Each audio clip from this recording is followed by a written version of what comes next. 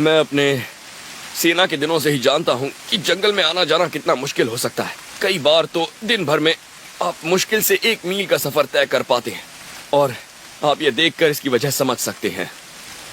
इतने घने जंगल में कोई भी आसानी से रास्ता भटक सकता है। 1986 में खजाना खोजने वालों की एक टीम इस क्लाउड फॉरेस्ट में इनका लोगों का सोना ढूंढने आई थी। कहते हैं आखिरी सम्राट एटावाल्पा ने अपना कई टन सोना इक्वाडोर के क्लाउड फॉरेस्ट में छिपाने का आदेश दिया था। बाद में पता चला कि वो खजाने वाले लोग यहाँ रास्ता भटक गए और फिर उनकी मौत हो गई। उनकी लाशें उनके कैंप से करीब 800 मीटर की दूरी पर मिली थीं। इस जंगल में जैगुआर और सांप भी रहते हैं, मगर वो बहुत कम नजर आते हैं। पर यहाँ उनसे भी खतरनाक है यहाँ के कुछ पौधे।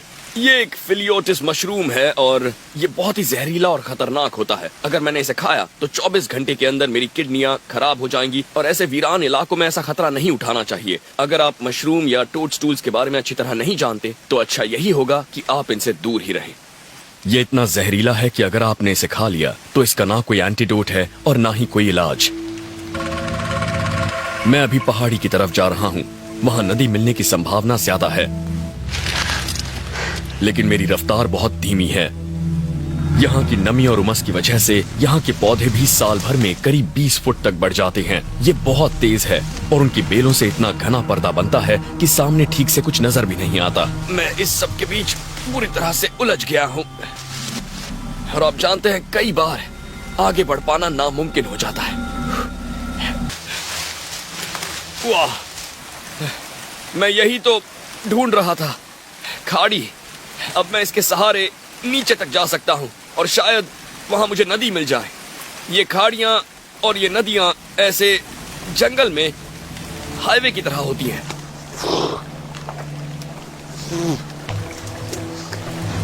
मैं जैसे जैसे आगे बढ़ रहा हूँ बहते पानी की आवाज तेज होती जा रही है।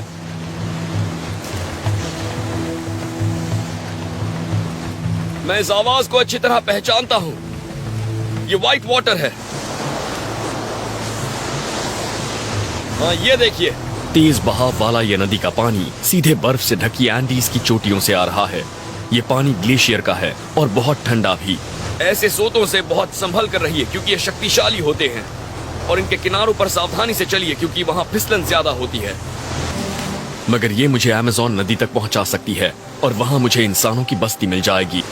जंगल में हर जगह खाने लायक कुछ न कुछ मिल ही जाता है, बस आपको पता होना चाहिए कि ढूंढना कहाँ है। ये देखिए, अब मुझे कहीं सिर छिपाने की जगह ढूंढनी है। मैं ये खुद भी बना सकता हूँ, लेकिन यहाँ मुझे कई कुदरती आश्रय मिल सकते हैं। वहाँ पर एक गुफा दिख रही है वहाँ अंधेरे में, और अब मुझे ऐसी कई और गुफाएं दिखने लगी हैं। मुझे लगता है कि इन्हीं में से किसी एक गुफा में मैं रात बिता सकता हूँ। अरे नहीं, ये तो बहुत बुरा हुआ।